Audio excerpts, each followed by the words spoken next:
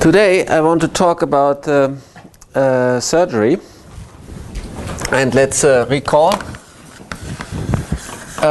we have a family of surfaces into Rn plus 1 solving mean curvature flow.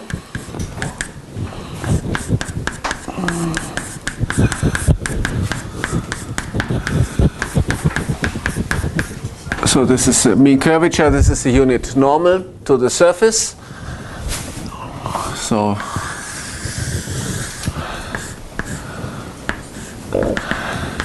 should think of something like this, which is moving in direction of the mean curvature vector.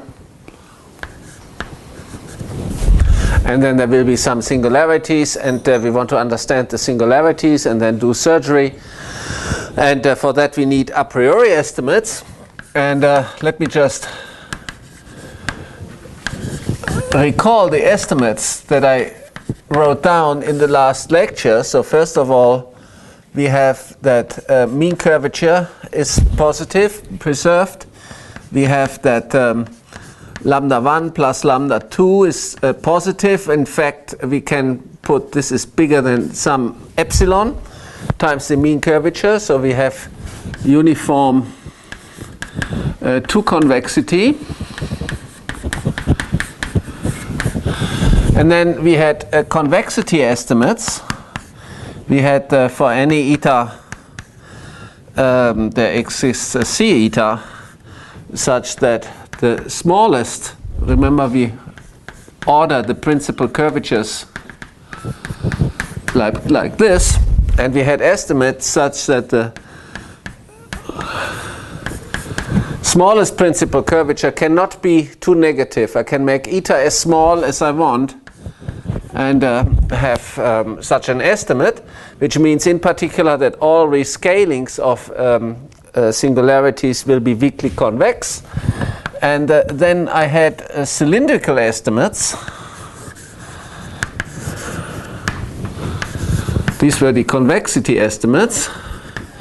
And then I had the cylindrical estimates, which said that for any eta exists c eta such that if lambda 1 should be small, then the difference of the largest principal curvature minus the second smallest, therefore the difference between all the principal curvatures are also very small. So this means if somewhere both this estimate and this estimate holds, so if the one curvature is much smaller than the others and the mean curvature is huge, then there is one flat direction or almost flat direction, namely in direction of lambda 1, and all the other directions are have their curvature very close together. Think of this estimate saying that we have a cross section which is round. Of course I have to prove that this means that the cross section is round, but this is at the analytical level the key estimate. And of course here we always assume the dimension is at least 3 in order to make sure that this is not a trivial statement, right? So this is because this is important, so it's only useful, of course, if n is greater or equal to 3. Technically, this estimate followed from an estimate like this. This quantity here, sort of the traceless part of the second fundamental form on the cross section of the neck, and technically you prove this, and this estimate then implies this statement here. So this is what you actually prove analytically using Moser iteration and Sobolev inequality and partial differential equations. Now, I made some comments on that. Then I just stated yesterday a gradient estimate. So the gradient estimate, let's be a bit more careful about this here. It says there exists a constant C1 only depending on n, and there exists a constant C2 depending on the initial data, such that the gradient of the second fundamental form is less than C1 times the mean curvature squared plus C2. So this is sorry, H4. Otherwise, this has to scale in the same way. So in this case, I get an estimate which is scaling correctly, but I'm not breaking the scaling invariance. There's no eta here, but it's good enough. So this estimate is important because it makes sure that if H is big somewhere, such that this estimate holds and this estimate holds, that this is not just true at one point, but in a whole neighborhood. And the neighborhood, of course, has to be of the appropriate size in terms of scaling. That's why it is important that this leading term here has the correct scaling. Right? This would be useless if there's an h to the 5 or h to the 6 on the right-hand side. This leading term has to be scaling invariant, and this is lower order. Okay, let me say something to the proof, which I didn't say yesterday. Proof of this statement here. It's quite interesting, I think, because in the Ricci flow case, there is no direct proof known of this result. It's all done by contradiction arguments due to Perelman to prove the corresponding estimate for the gradient of the curvature in the Ricci flow case. So here's how you prove it using the cylindrical estimates. So there are two things to notice. One thing is purely algebraic. And I think it's very important, and it may be very useful for other things. Namely, it is true that on any hypersurface, the gradient squared of the second fundamental form is bigger than a fraction of the mean curvature squared. Now, you might say, oh, that's trivial because this is the trace of A. So, therefore, Schwarz inequality tells us this. Yes, it's true. But it's not good enough. It turns out that you get a much better constant. You get a constant 3 over n plus 2. Right? And what is the reason is that in here there is not just one trace. Right? Note Kodazzi says that you can take Gij of gradient Khij, of course, is gradient Kh, but also you get Gik of gradient Kij is equal to gradient Jh, and you get Jk of gradient K, Hij, Khij is equal to gradient IH. So the second fundamental form has 3 indices. That's why you get 3 traces. And because you get 3 different traces, you get a better constant. You can break this tensor up into its irreducible components. And you know a theorem in algebra that you get the irreducible components by just looking at symmetries and traces. Now this is totally symmetric, so you don't get anything by doing symmetries, but you can look at all the traces. And therefore you have a bigger irreducible component than you usually get for a tensor with just 2 indices. And that's why you get a better constant here. And this constant here, 3 over n plus 2, now let's look how much we win. Minus 1 over, the important thing is here, this one here. 1 over n minus 1 is equal to, now I hope I don't make a mistake, n plus 2, n minus 1, and you get 3n minus 3 minus n minus 2 is equal to 2n minus 5 over n plus 2 over n minus 1, which is bigger than some delta n if n is greater or equal than 3. That's the point here. N is greater or equal than 3. And this difference here is bigger than a fixed constant if n is greater or equal than 3. And that means now the following. See, this, I have a good estimate for this term. So if I compute now ddt, here comes the point, minus 1 over n minus 1 h squared, this thing here. I just do the work, right? I use the evolution equation for the mean curvature, I use the evolution equation for the second fundamental form, and you get the Laplacian of this thing.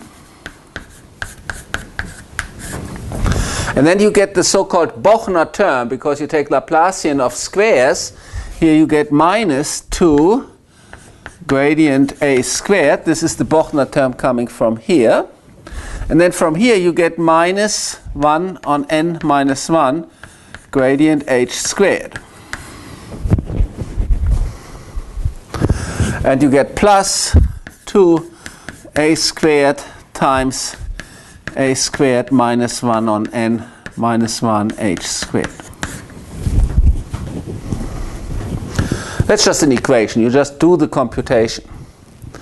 But notice now that here, this is of course a good term if you think of maximum principle. But this term here, now this is the crucial thing. Usually you don't expect to gain anything from this term. But because of this algebraic fact, this term here is bigger than that term there, because 3 over n plus 2 is bigger than 1 over n minus 1. So I gain on the left-hand side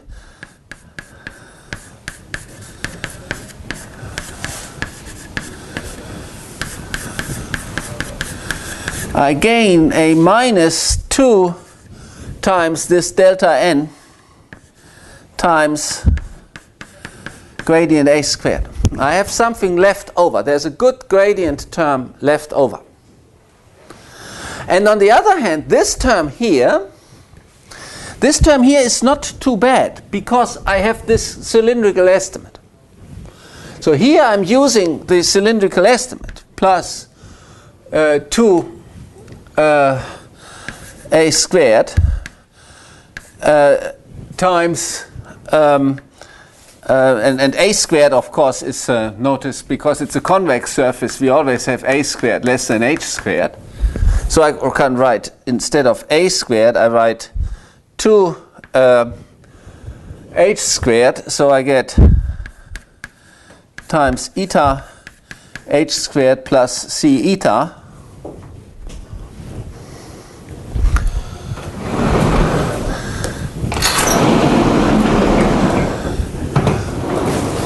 So summarizing, I get that ddt of this difference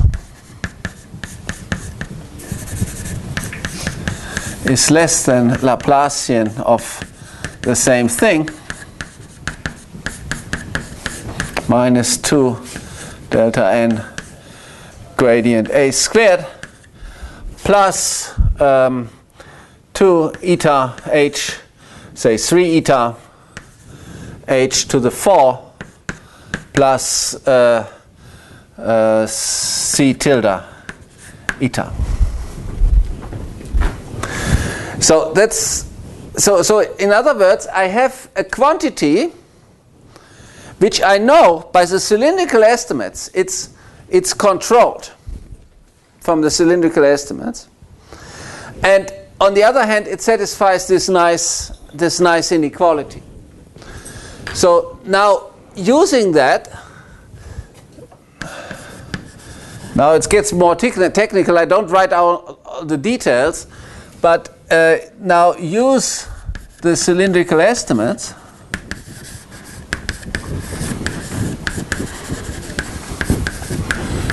to construct two functions. To construct let's take one function. It's a bit more complicated. You can read it in the paper, but I don't want to make it too complicated. You can take g equals 1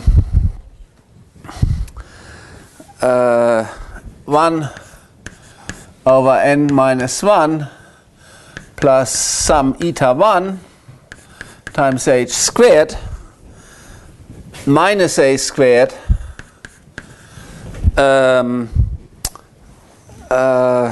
eta 1 plus minus a squared plus 2c eta and c eta 1, and this is a positive function, right? By the cylindrical estimates, I simply have written everything here on the other side.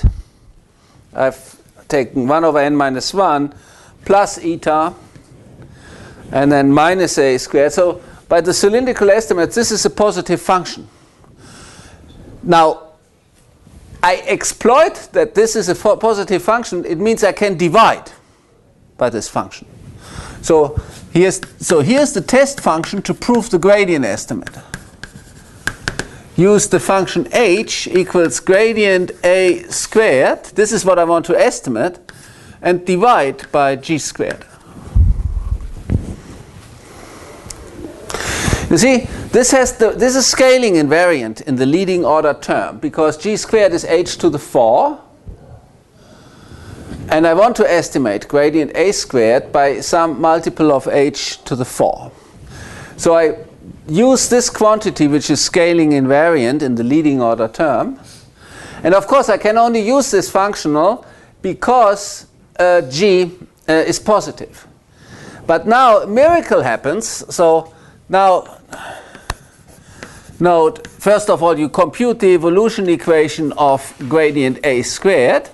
This is a little exercise that, well, I mean, takes some time, but it's not so hard. You get that this is, again, you get the Laplacian. Then you get the Bochner term. Now the Bochner term is, of course, one derivative more from this computation. And then you get the nonlinear term on the right-hand side, and the nonlinear term is some Cn times a squared times gradient a squared. And of course, this is the bad term. This is the term that we need to control because it has a squared, the curvature in front of it, which blows up, which goes to infinity. So this is the bad term. Now the idea is that by dividing through this and using this good term here, I get, if you think about it, but this is for a squared minus 1 on nh squared. And here, this is essentially this difference with a minus sign. So this gives a plus. If I have a minus sign, I get a plus, but it's in the denominator, so I get a minus. So the point is that, I mean, you have to do the work, of course, but you can compute ddth, this test function here, this test function, ddth, is less than the Laplacian of h, and then there is some vector field bi gradient ih, so this doesn't hurt the maximum principle, and then you get, of course, a bad term plus Cn on g squared times a squared times a squared gradient a squared. This is the bad term coming from here. But then from ddt of g, you get a a good term. So you end up with some term, or let me think, so you get, I think, C, some delta n on G cubed times gradient A to the 4. Because you get, from here, you get a minus gradient A squared, because this is essentially the negative of that, but it's in the denominator, and so you get such a good term. And of course, this is the point. This one and this one here. This is power 4, and then you have plus lower order. So the point is that you get a fourth power, and the bad term here has only a second power. And therefore, this term wins. And you can use the maximum principle and you get the result.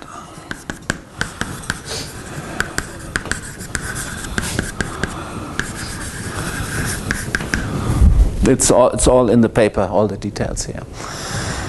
What I wanted you to really see here is, because this is the crucial step, and that's where n greater or equal than 3 comes in. This step does not work for n equals 2. And somehow it looks, analytically, it looks like magic, but I think the deeper reason that this works is that in this inequality here, in this algebraic inequality, this is the translation of the Codazzi. Here's the Codazzi equations. The Codazzi equations are the crucial extra information.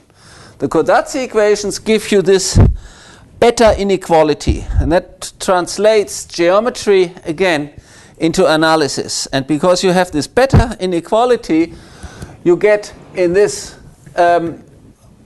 evolution equation for this crucial difference. This is sort of the round. This is measuring how round is the cross section. So in this crucial term, which measures how round is the cross section, you get an extra good term which comes from the Codazzi equations. And that gives you extra rigidity. And that's why you need n greater or equal than 3, because you can only expect rigidity of the cross section if you have at least two directions inside the cross section. Otherwise, the Codazzi equations don't tell you anything. So that's a geometric interpretation.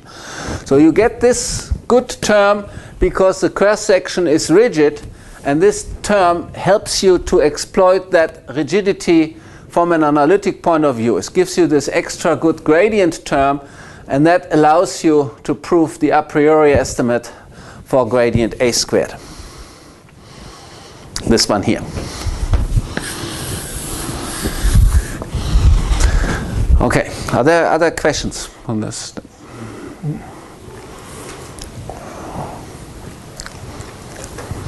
Okay. So now we have all the key estimates. Now we want to show that now we want to classify the singularities. All right? So the theorem is that if let me put it in words without formula first. If the initial surface is too convex, then at the first singular time,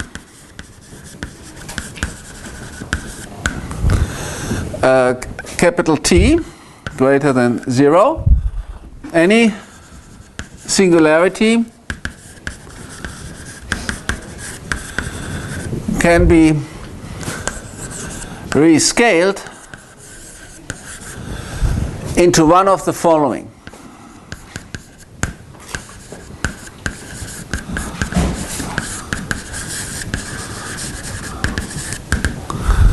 The first one is a shrinking sphere.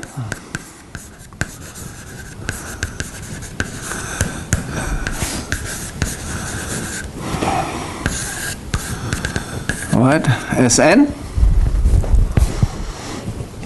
Secondly, a shrinking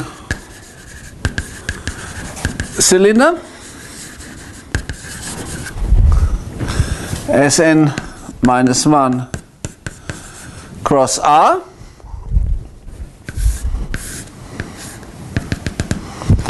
or 3, a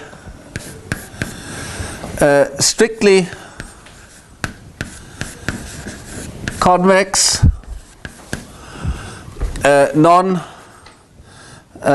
strictly convex non-compact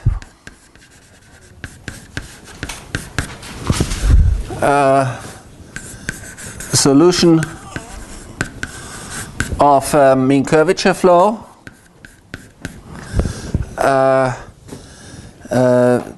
which is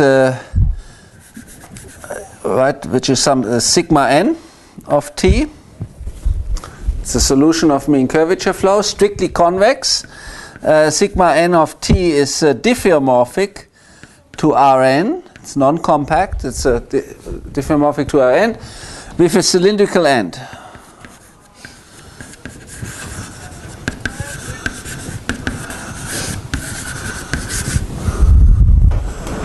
In other words, so this is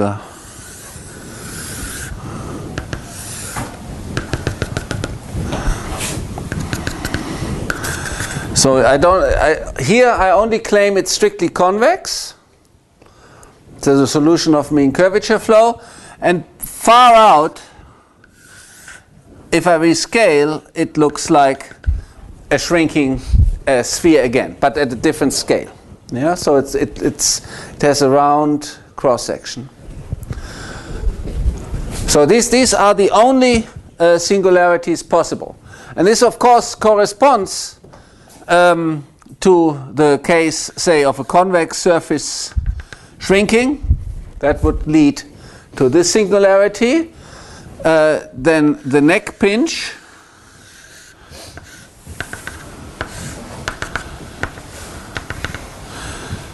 where you see here under the microscope after the singularity forms.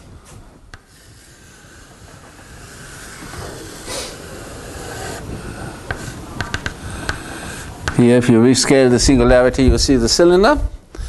And this picture here appears in the degenerate neck pinch. A big bubble here and a small bubble there.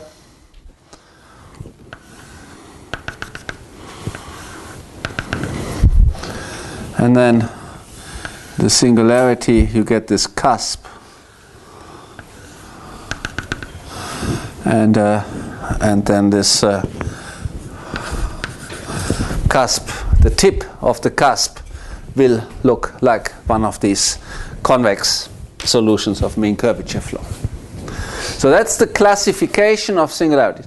And notice this is exactly the same classification in terms of pictures. It's exactly the same structure as what Perelman proved in three-dimensional Ricci flow. Right? So in three-dimensional Ricci flow, you get exactly, these are the only finite time singularities that you can get in three-dimensional Ricci flow. Now this is mean curvature flow, it's different, and in mean curvature flow I need the two convexity condition. Right? In Ricci flow you do not need the two convexity condition. There's no curvature condition.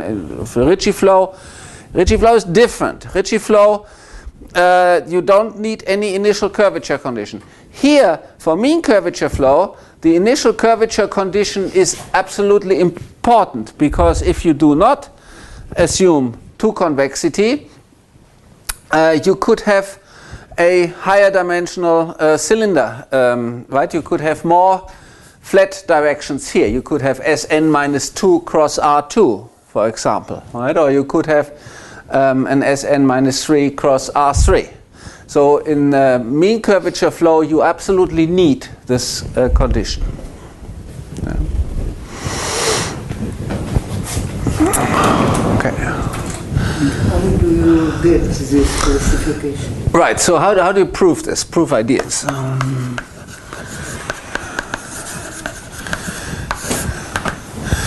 So the first thing you have to prove is a neck detection theorem. Theorem or proposition.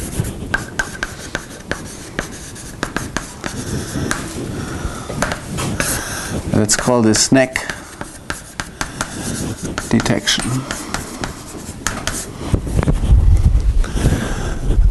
So let's be technical. There exists a so given initial data,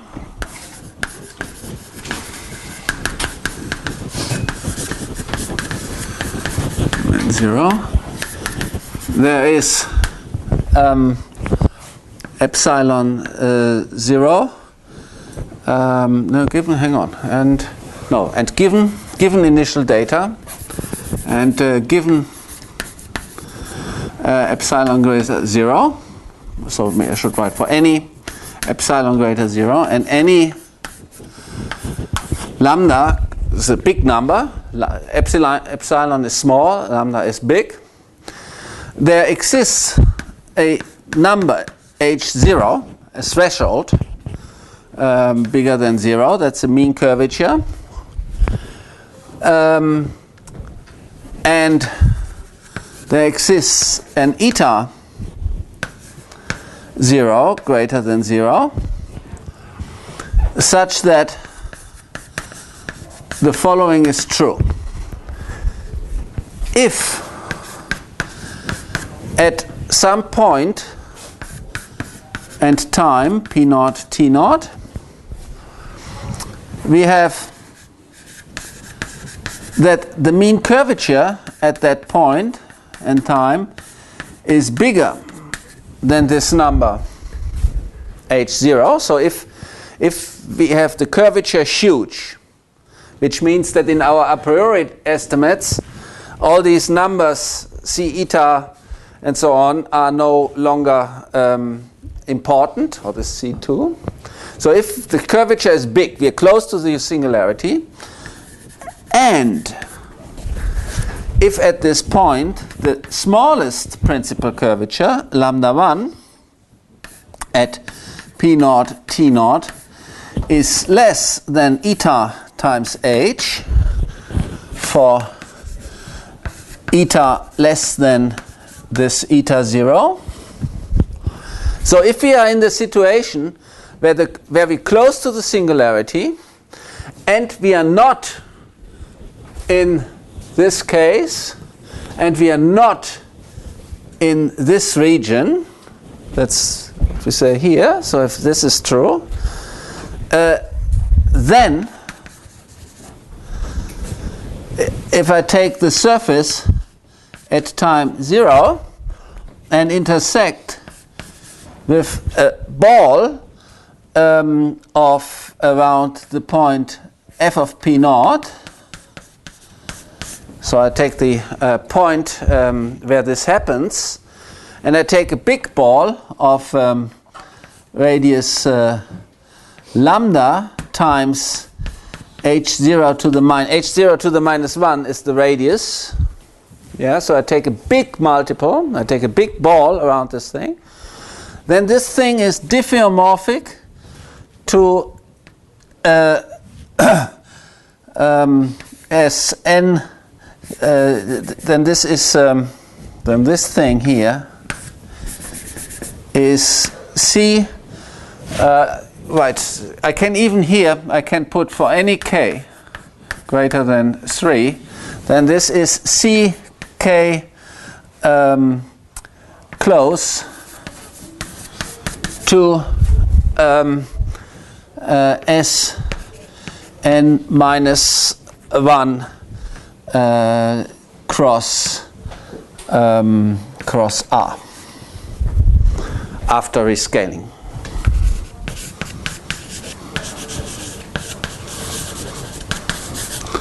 To radius 1. Otherwise I put here the same, I can put the same radius here, h. Well, if you don't like this, then you have to put the radius h0 to the minus 1 here. Okay. Epsilon close. Yeah? Epsilon close is epsilon close, yeah, is epsilon close in CK. Yeah. But you really need not for MEK test. Yeah, well, my clear. It's automatic. If you have it for k because of parabolic nature, if it is close for k equals 3, it's also close for higher k. The point is you can prescribe both the epsilon and the length.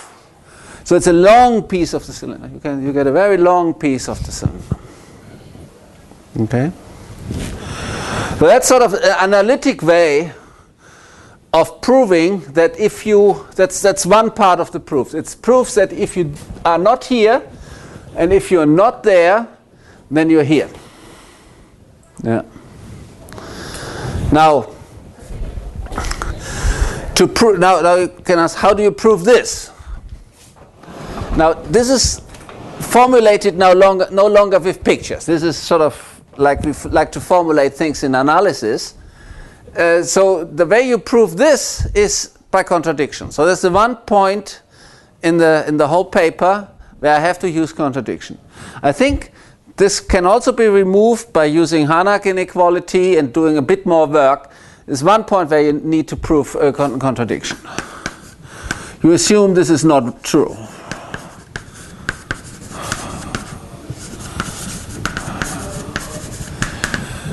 Right? If not true, then can construct a sequence of solutions to mean curvature flow passing through, say, the origin such that at some point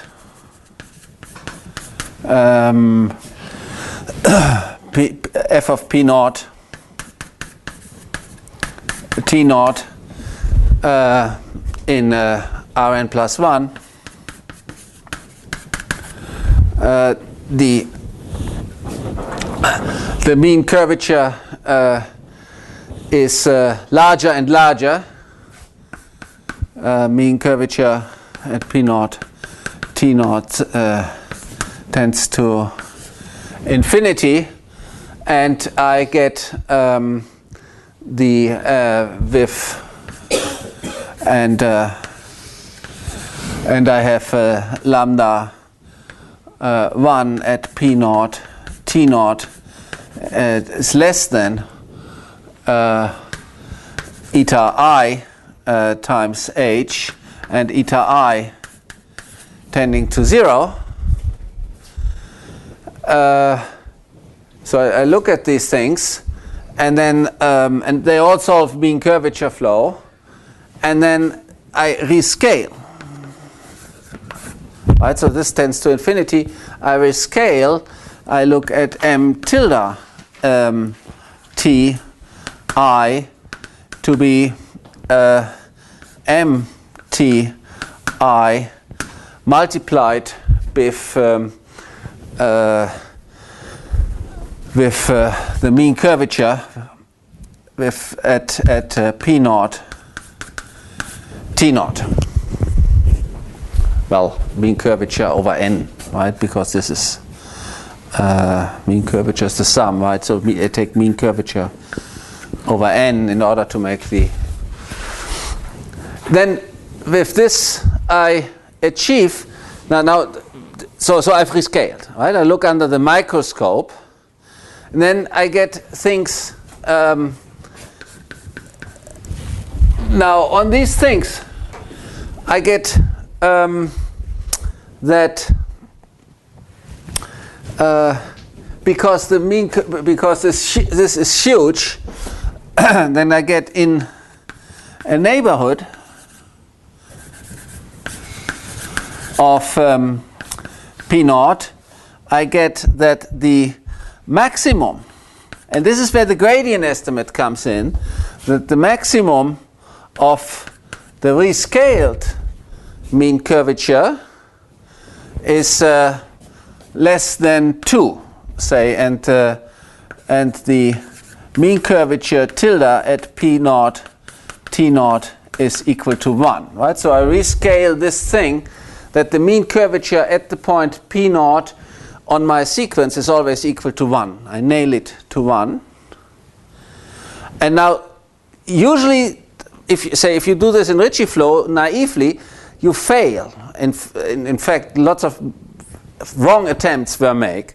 But you need, to get a limit, you need that the mean curvature in a whole neighborhood then is less than 2. So this is in the neighborhood, of course, of some ball sigma around P naught after rescaling. After rescaling, you get fixed sigma is some number, it's like 1/10 or so. You get some neighborhood where the mean curvature is controlled because you have the scaling invariant gradient estimates, right? If I put here a tilde after rescaling, then I get a tilde here because this term rescales, but this one here gets a h to the -4, so this goes to 0. So I'm only left with this term after rescaling. This gets an h at this is the scaling factor, right? This is the scaling factor, and because of scaling, this one here, this term will go to 0 because it was bounded to start with, and therefore I get a scaling invariant gradient estimate on the rescaled surface, which tells me that the gradient after rescaling is bounded, and therefore I can find a definite neighborhood where the mean curvature is bounded. But if the mean curvature is bounded, the whole second fundamental form is bounded. All higher derivatives are bounded, so I get a smooth limit. Right, so I get a smooth limit surface, which is non-trivial because it has mean curvature equal to 1 there. And now I check what happens to my other estimate. And then I use the cylindrical estimate. What happens to the cylindrical estimate after rescaling? Right? Because in the cylindrical estimate, you see I have the assumptions are satisfied. I have the eta I going to 0. So I can use the cylindrical estimate here. And then I get, well, you can either use this one or you can use this one. So if this goes to 0, it means that goes to 0. Therefore, the limit surface will have lambda 1 equal to 0 at this point. Yeah, maybe I should write this down. I should just talk. So you need the gradient estimate to get a limit surface at all.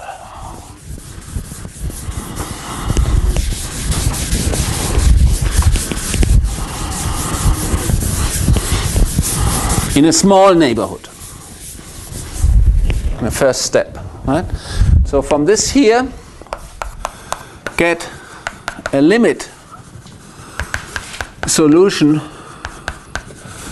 to mean curvature flow on some neighborhood of P naught T naught. Because you have higher derivative estimates, you also get some little time interval where you have a solution of mean curvature flow. So you have a solution around this event P naught T naught with the mean curvature. Yeah, let's write this, some limit solution, let's call this M hat. And then we get H hat at P naught. T naught is equal to 1. and we get that lambda 1 at P naught T naught, because of this condition here, eta 1 tending to 0, this will be 0. We have one eigenvalue equal to 0. Now, because of the convexity estimates, we have all the other lambda i's are greater or equal to 0 on the whole of M hat. Right? So the convexity estimates here, these ones, again, this constant goes to 0 after rescaling, and the eta can also be made to go to 0. So after rescaling, we get something weakly convex. So we have lambda I for all I greater or equal to 0 everywhere, and we have one point where lambda 1 is equal to 0. Okay? But this means that by the strong, but this is the solution of mean curvature flow. And now we have an interior point where this system has a minimum. That's impossible. That's impossible unless lambda 1 is equal to 0 everywhere because of the strong maximum principle. So now you use the strong maximum principle. This means that lambda 1 at Pt is everywhere identically 0 on M hat. But this means that one direction splits off. It means you have one flat direction in this solution. This means, so Frobenius or so M hat must split as some sigma n minus 1 hat cross R of T. It must be a product.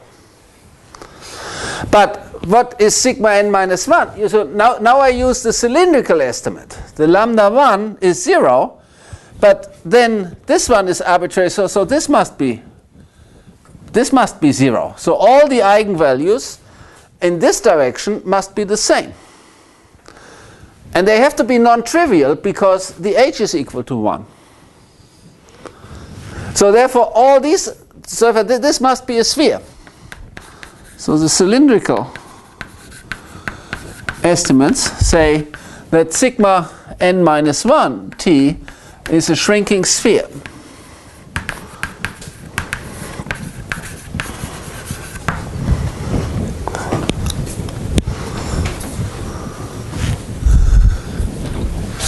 Okay, but so now I have shown that I have found, I'm still not completely done. I've shown that I have a small piece of a shrinking sphere.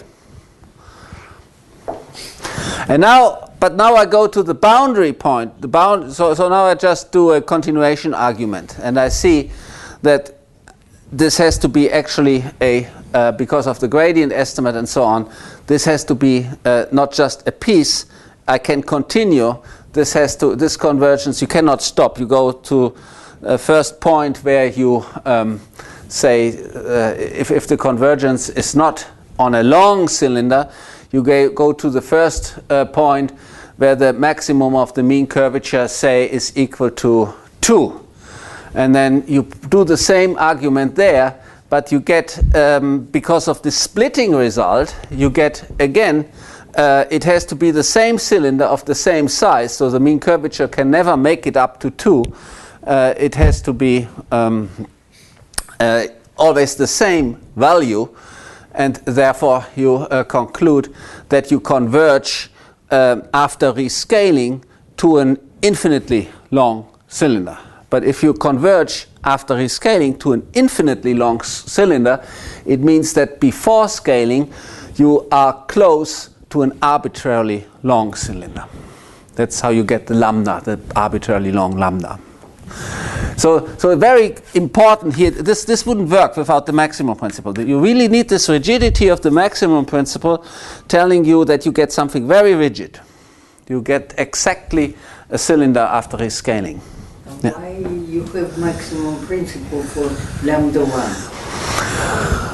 That is work of Richard Hamilton. He has because it's a system. So there's a general theorem by Richard Hamilton. He needed this for Ricci flow. He says that if you have ddt of some bij equals Laplacian bij plus polynomial p of b ij, that's our setting, all right? And if so the theorem says, let me try, and the metric is allowed to depend on time too. So if bij as a matrix is greater or equal to 0 at time t equals 0, okay, and if p of b ij xi is xj is greater or equal to 0 for all xi in Rn. I mean, this is a matrix, and this is a purely algebraic operator on matrices, a polynomial operator on matrices. So if on all 0 eigenvectors of B,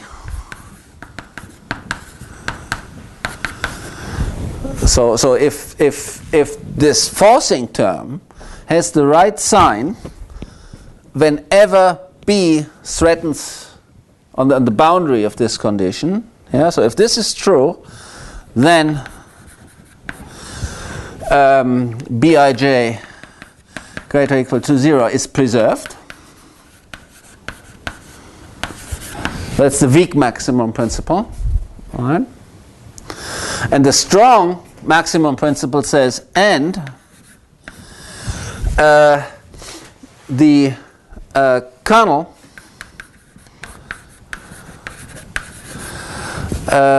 of Bij is has constant rank. Has constant rank on 0 t naught for some t naught on 0, sorry, on 0 t naught. Yeah, if it's yes, it would have to become strictly positive for some t naught, and is parallel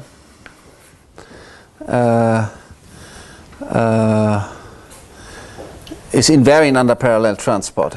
Is invariant under parallel transport.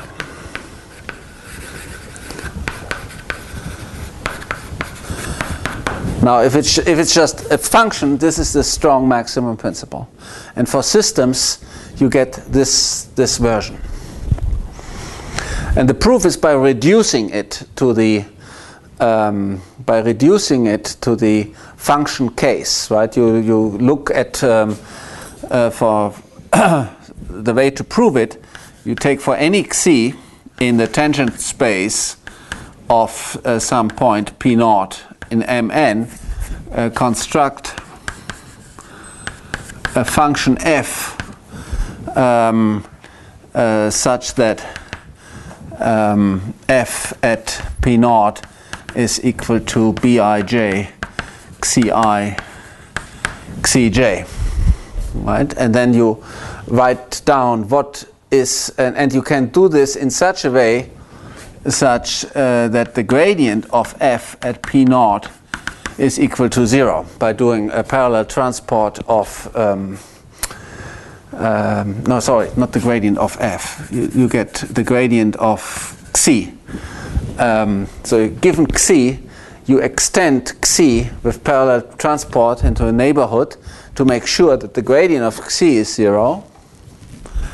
And then you use this function f, and then when you compute the evolution equation of f, only the important terms only involve b, because the time derivative of xi is 0 and the gradient of xi is 0. And then you can reduce the proof for systems to a proof for functions.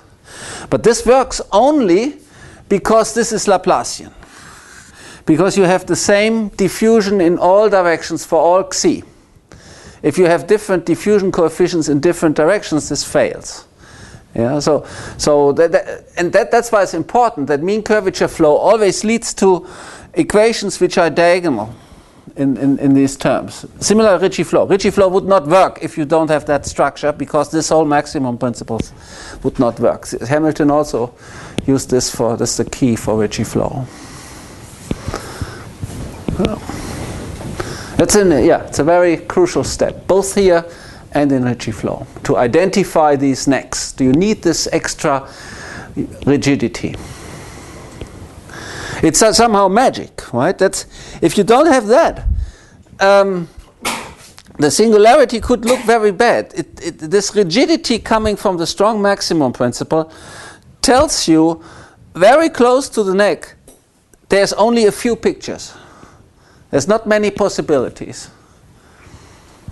You know? The same argument would give that if you are in the case where all the lambdas are positive, that the only possibility is a round sphere and not some egg-shaped thing. The only singularity looks like a round sphere. And here the only possibility is a straight cylinder. And that gives, if you don't have that, if you don't have a long cylinder, you don't know how to do the surgery. You need a very long cylinder. Okay, any other question? Okay. Now that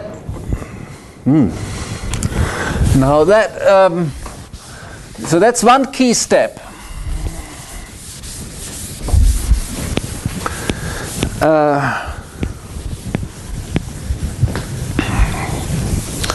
The other step, which I'm not going to prove, is you have to show that if you are unlucky, yeah, so the next step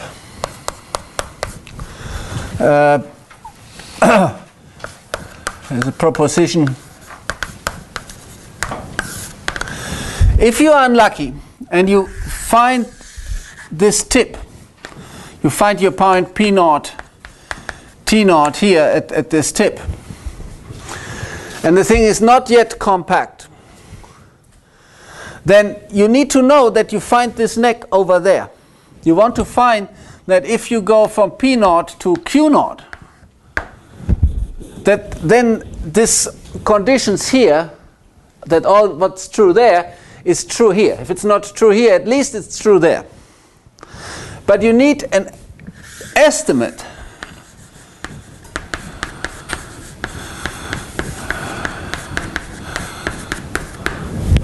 you need some uniform estimate.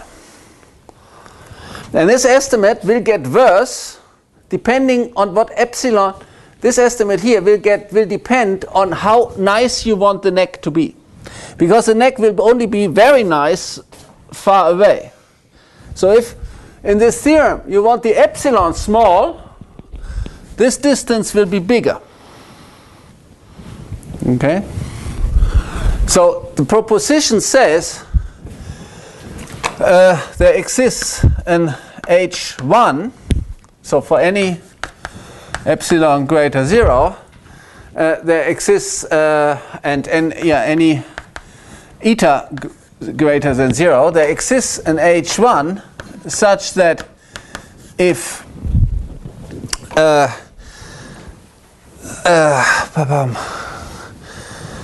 such that if the mean curvature at some point P0, T0 is bigger than H1, so again, if you wait long enough, then there exists a point, okay, and let me see,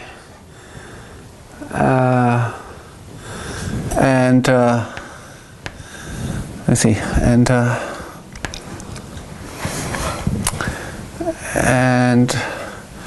and if, yeah, let me write it like this, and if lambda 1 is let me see,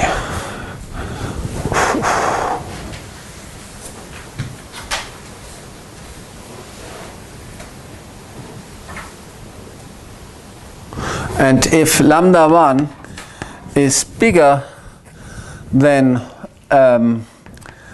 eta times h inside a ball of radius d0 around p0 t0 with d0 bigger than some constant times e to the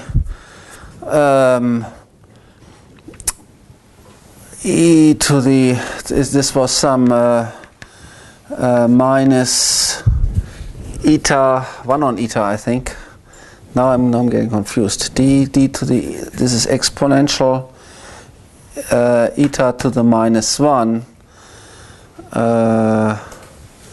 times the eta to the minus 1 times another constant C2, and this is times h0 to the minus 1, because the scaling has to be like a radius. In other words, if you have too large a distance compared to this eta, if you make the distance too large, and on this distance you have the mean curvature bigger than eta times h, which is the reverse inequality from what I want, then the surface is closed and uniformly convex.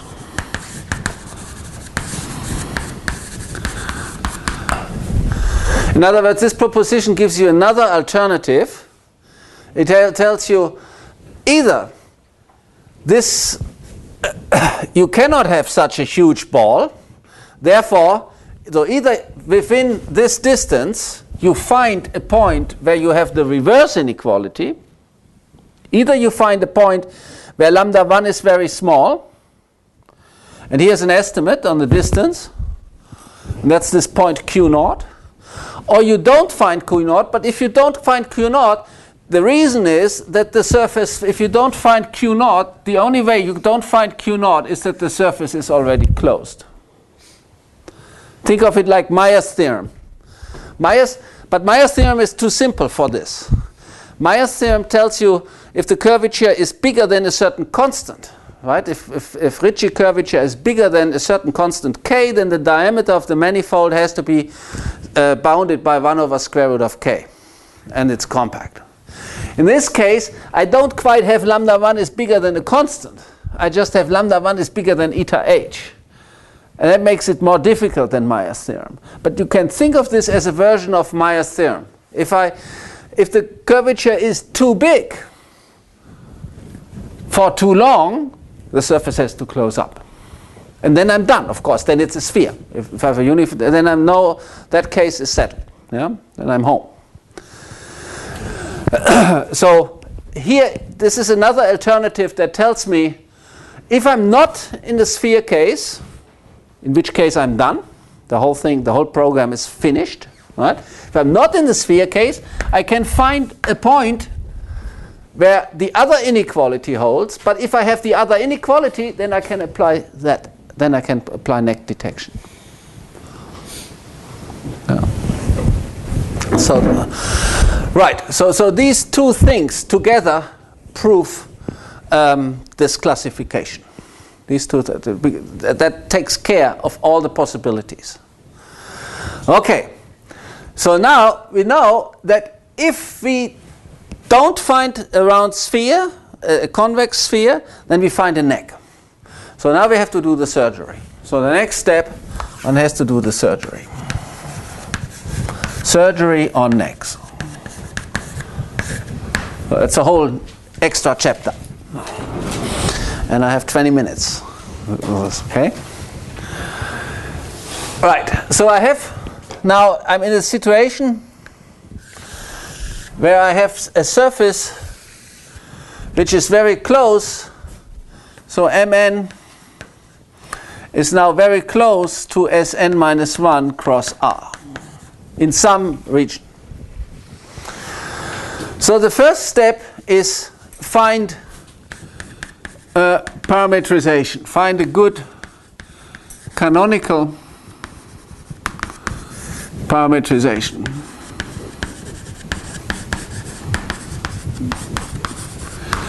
So what is a canonical parametrization?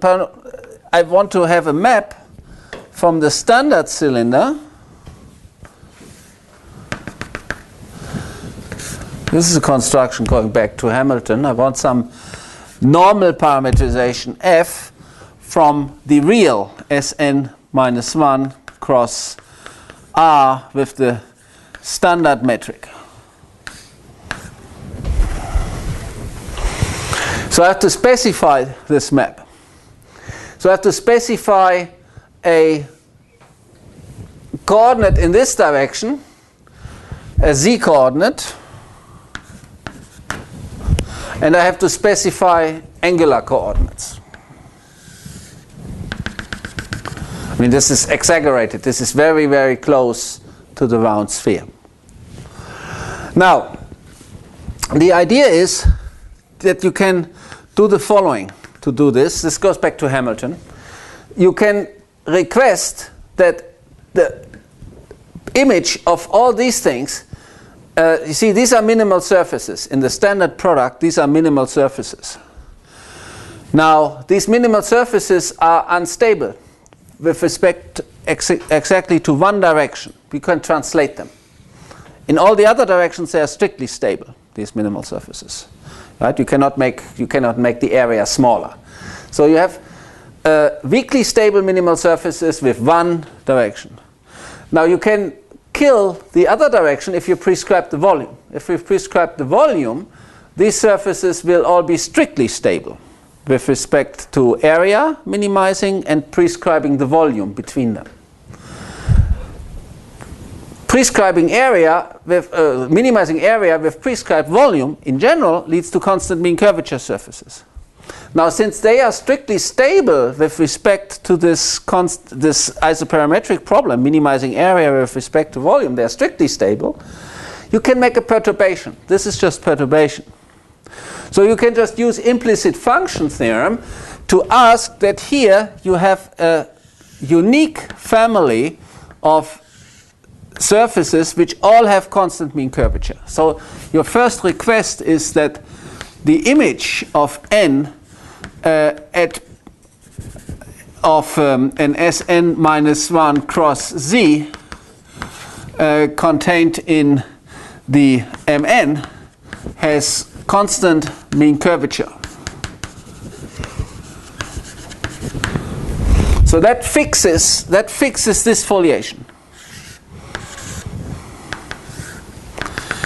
And if you use the volume as a parameter in z direction, it fixes the whole z direction. Fixes z. So you have a uniform, a well-defined z coordinate by asking that this is a constant mean curvature foliation, and you just measure the volume along the foliation. And then you want an angular coordinate, and for the angular coordinate you can ask that the map n restricted to this thing is a harmonic map.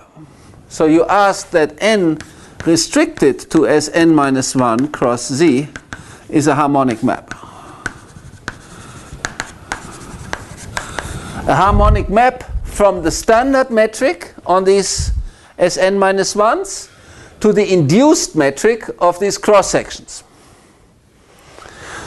Again, using implicit function theorem, because the identity map is a harmonic map. Then you have to check how big is the kernel, how much choice is there. And it turns out if the sphere is at least three-dimensional, there is only choice rotation. Right? The only things in the kernel of harmonic maps near the identity are rotations of this sphere. In two dimensions is a special case. If the cross-section is two-dimensional, in the kernel you have the whole Möbius group, which is six-dimensional. You also have these inversions, but it's not a big problem. Just think of it, you can fix it. So you can, up to rotation, you can get a unique harmonic map from each of these spheres to there. That fixes the angular coordinate. And now the only thing you have to make sure is that as you go from one sphere to the next, you don't have a different rotation each time. But that can be fixed with a condition in z direction. You ask that in z direction you always have the same rotation. You don't change the rotation as you go in z direction. So I just say fix rotations. And then that gives you a complete canonical map from here to the neck up to one single rotation of the cross section at the end. You say the first one. You have, of course, you have some freedom because you can rotate Sn minus 1. Right? But you can fix the whole thing up to one single rotation. So that's the first step. You create normal coordinate because you want the surgery construction to be completely canonical. You don't want too much choice. So now that you have coordinates on the surface, you have natural geometric coordinates. By the way, this construction also respects any kind of symmetries, right? If the initial surface has some symmetry and so on, then it's preserved. This construction. And now, how do you do the surgery? Now you have a z coordinate.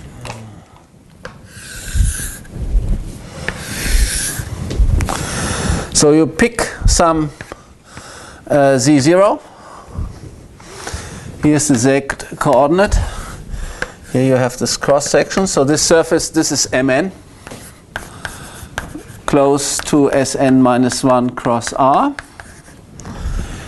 And then you start somewhere at this z0. Then you take normal coordinates over z0. You want to construct a graph. You do here 4 steps. z1 from here to there is z0 plus lambda, some small lambda, not small. I mean, this is reasonably long.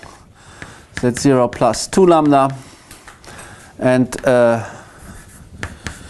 z0 plus 3 lambda, z0 plus 4 lambda. I do such thing. And then what you do is, in the first step, you use Gaussian normal coordinates over the surface to find a graph over the cylinder. So in the first step, you want something that very carefully, which bends in like this. Construct something like this. So this one here is M tilde, and M tilde is the graph of some function u in normal coordinates over this surface, and u is something like some small number tau times e to the some number b over z minus z naught. So there should be, so this becomes very small. This should go to infinity, so there should be a minus sign. And tau is small, and b bigger than 0 is large. So this is a C infinity function as z naught, continuative constant here. All right, if this goes to right, yeah. So you lift off very slowly. So C infinity, but the algebraic properties of this function, and this is now very important. The algebraic properties of this function make sure that the second derivatives of u, they make sure that along here the lambda 1 is increasing. So can make sure that along this surface our estimates lambda 1 plus lambda 2, you see, they have to survive. I have to do the surgery in such a way that all my a priori estimates that I proved, convexity estimates, cylindrical estimates, two convexity, gradient estimates, they all have to survive in the surgery construction with the same constants. It's not enough to have sort of, because I have to do many surgeries. If I lose something in my a priori estimates during surgery, I'm lost. So I need to do this construction with the u and with these constants very carefully to make sure that this survives. But also the convexity estimates have to survive. And they are very delicate. Yeah? See, it looks like, oh, you start with something convex, you bend it in, it gets better. But remember, lambda 1 was allowed to be a little bit negative. It was not completely positive. There was a negative term. So in this region here, all I can hope for is that things don't get worse. But here in this region, I can get things a bit better. So here in this region between between z0 plus lambda and z0 plus 2 lambda, in this region I even get that lambda 1 is a bit bigger than mean curvature. You see, this in the first region I cannot hope.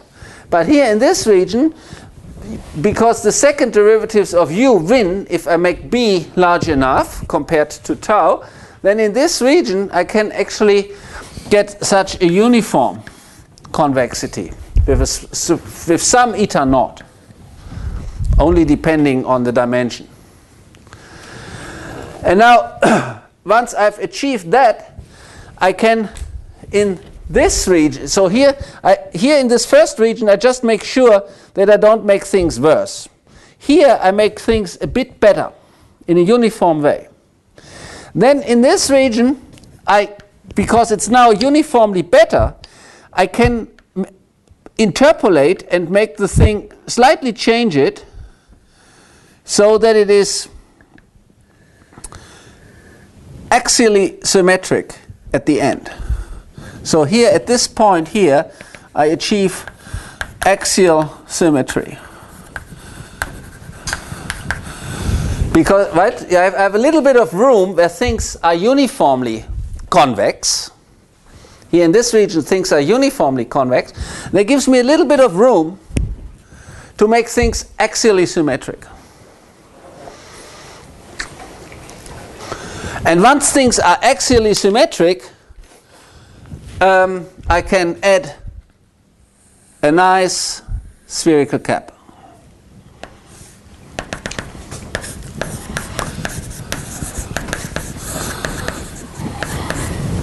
It's all very explicit. I write down the functions very explicitly. Just like here, I can write down the function here. It's really by hand. And I can do this construction, and I claim I can do it in such a way that all my a priori estimates survive with the same constants. And I do the same thing on the other end. I can do this in this direction, I can do it in the other direction.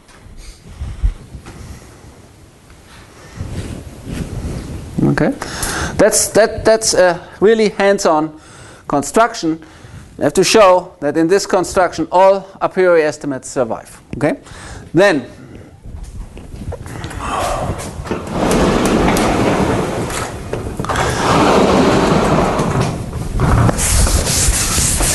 now how does that's so how does the algorithm, how do I do it now actually?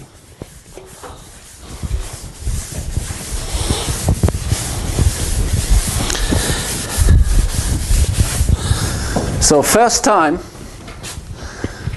so procedure at the first singular time.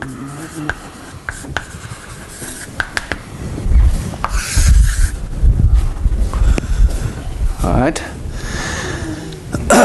Well, we have, so first thing, we notice there is,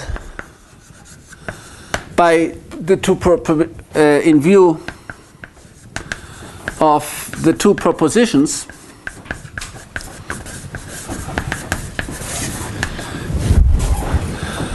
some number h0 such that whenever h at p0, t0, t0 less at t singular is bigger than h0,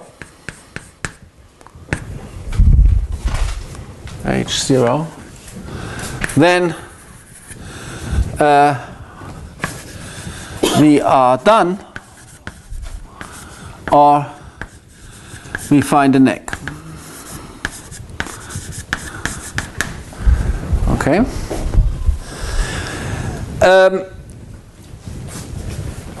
That's the first. So now let mean curvature flow run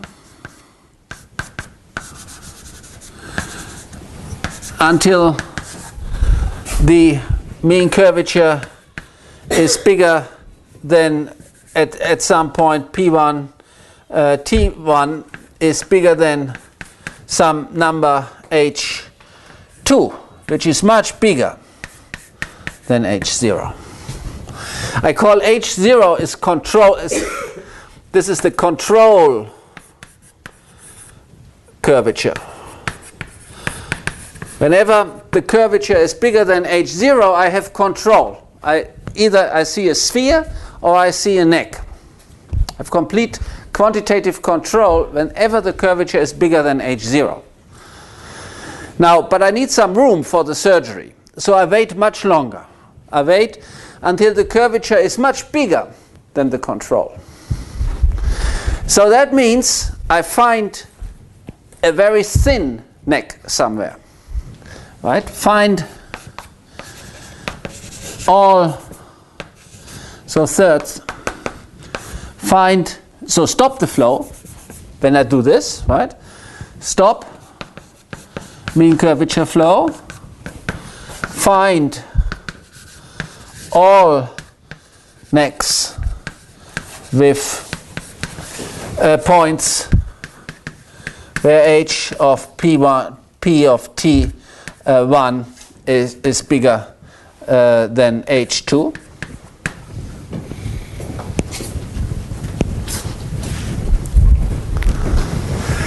Maybe many, right? There may be many necks. Now, so I found sort of this very thin neck. Now, if I do the surgery immediately on this thin neck, I don't gain anything, right? Because the surface is just as ill as before. I want to heal the surface. So I use the fact that I have control up to much smaller mean curvature, which means a much bigger radius.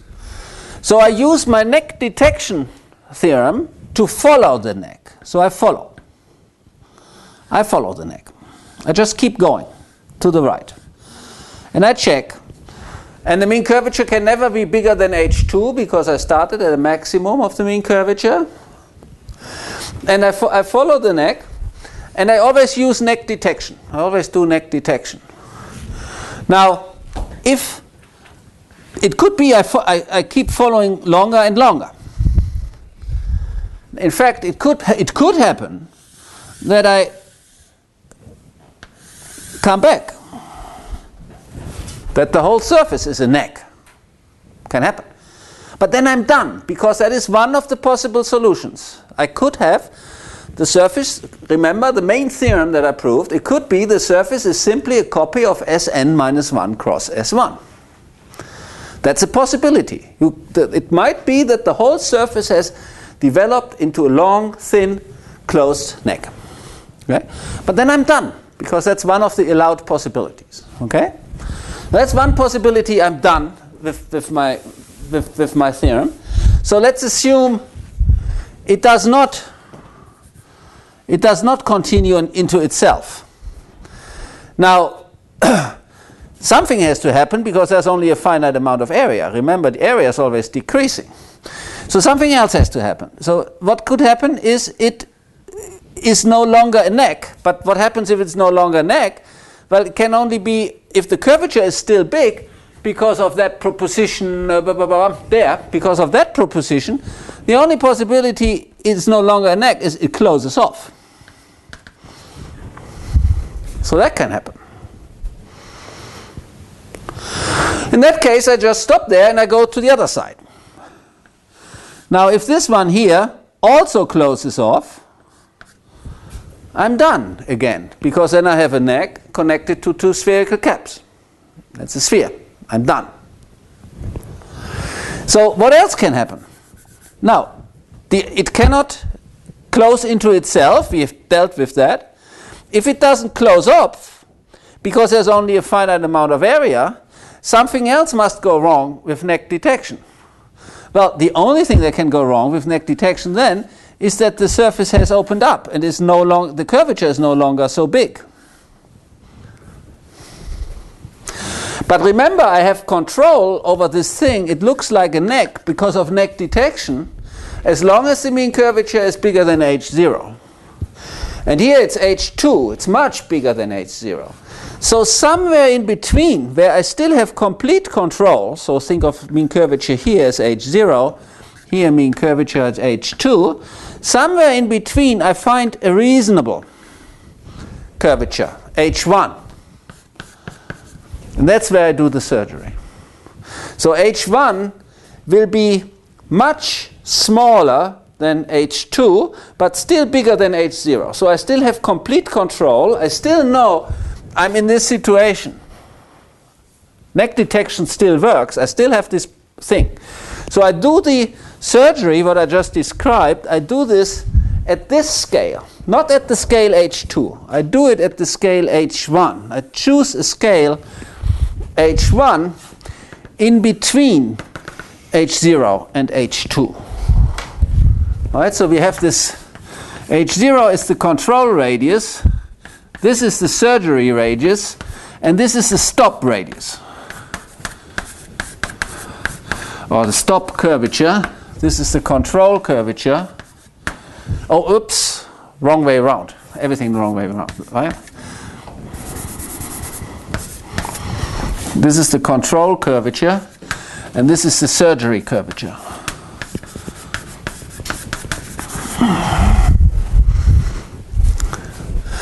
And now, the only thing I have to make sure, so these parameters, h0, h1, and h2, I have to prove that I can choose them depending only on the initial data. They don't depend on anything else. They do not change during the surgery procedures. So these I fixed once and for all.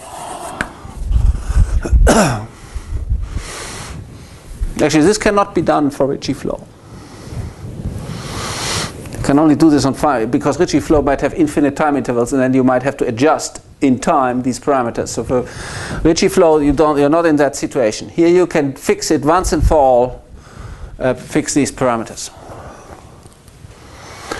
And then, so in particular, the important thing is you can choose the h1 to be a fixed multiple of h2, alpha greater 0 fixed.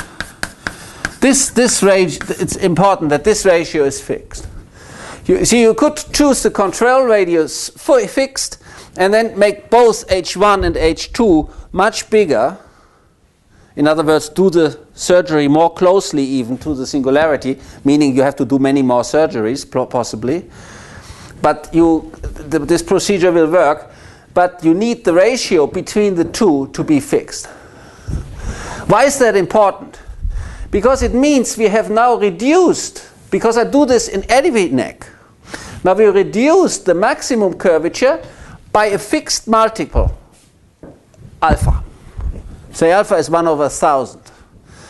So after the surgery, the maximum curvature is 1,000 times smaller, alpha times smaller than before the surgery. So we have healed the patient in a uniform way. So this means now if I restart, so in the next step, restart the flow. So in the next step, after I do the flow, I know, because I've reduced the curvature a fixed amount, I know I have a solution at least a fixed amount of time. And that gives the patient enough time to heal, right? Meaning, because it's a parabolic equation, it is smoothing out. And it is smoothing out by just enough that the next time I hit H2, I can do exactly the same procedure again. Yeah, so it's important that you reduce the curvature by a big factor, and we can choose alpha to be a sufficiently big factor. Of course, you have to work. That's why the paper is so long. You have to be very careful with these constants. But you get a fixed alpha. You reduce the curvature by a big factor. That means you get a solution again for a fixed amount of time, and then you can do the whole procedure again when the mean curvature hits this number H2. But each time you do it, you lose a fixed amount of area, because this radius is like 1/H2, it's fixed. You lose a fixed amount of area, but there was only finite area at the beginning. So you only can do finitely many surgeries. And that proves the theorem. Now, I'm sorry, I went over time, but yeah, I had to summarize at the end.